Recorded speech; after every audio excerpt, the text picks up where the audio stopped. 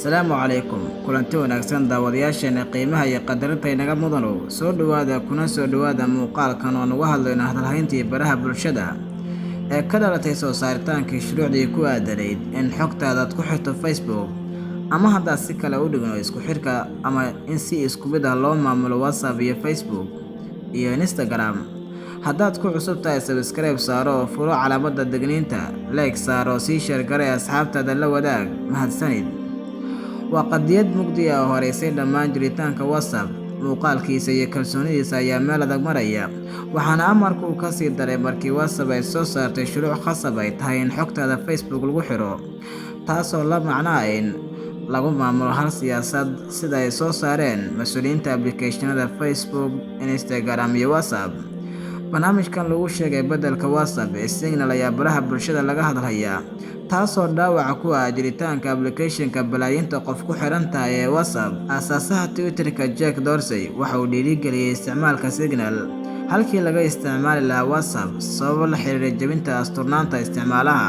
dalabkan ayaa lagu khasbay inay xoog kula wadaagaan xogtooda Facebook, haddii kale waxaa laga xayuubinayaa adeegyada WhatsApp. isticmaalayaasha diiday inay aqbalaan shuruudaha cusub waxaa laga mamnuuci doonaa inay isticmaalaan akoonadooda ilaa 8 February sida ay sheegeen mas'uuliyiinta iyaga ah. kooxda Facebook, WhatsApp iyo Instagram ee siyaasadda cusub ayaa looga hogol leeyahay inay soo saaraan dakhliyo lacageed iyagoo u oggolaanaya xayeysiistayaasha inay macaamiishooda kula xiriiraan WhatsApp ama xitaa iibiyaan wax soo saarkooda si toos ah iyagoo adeegsanaya barxadda, taasoo ah wax shabakadu ay ku bilowday inay ka samayso Hindiya. cusboonaysiinta ku saabsan goobaha asturnaanta ayaa ku badan waaxda.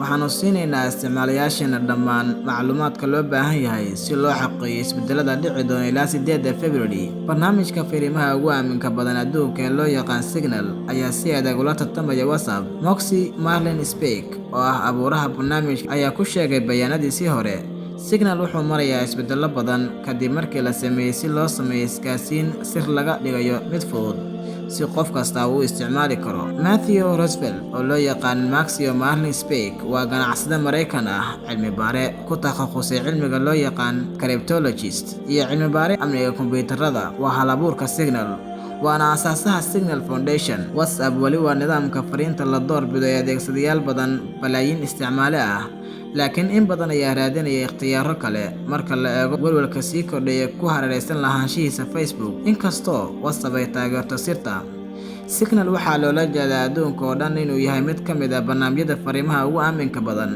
waxaana oggolaaday khubarada amniga ee adduunka oo dhan. laakiin tirada adeegsadayaasha waxaa ku badan kuwa kale ee caanka ah sida WhatsApp, Messenger iyo Telegram. muuqaalka kooxda cusub ee Signal waxa uu oggolaanayaa maamulka inuu ku daro ama ka saaro xubin kasta. serverka ma helayo wax macluumaad ah oo ku saabsan xubnaha kooxda. codsigana waa inuu siiyo maamulayaasha. codsiga waxaa ku jira astaamo badan oo la tartamaya astaamaha barnaamijyada kale ee fariimaha, maxaa yeelay waxay taageertaa dirista sawirada iyo fiidiyowyada tirtiraya kadib daawashada, istiikarada iyo falcelinta fariimaha emoji. daawadayaal, waxaan rajayn doonaa muuqaalka inaad la dhacday ama ka heshay.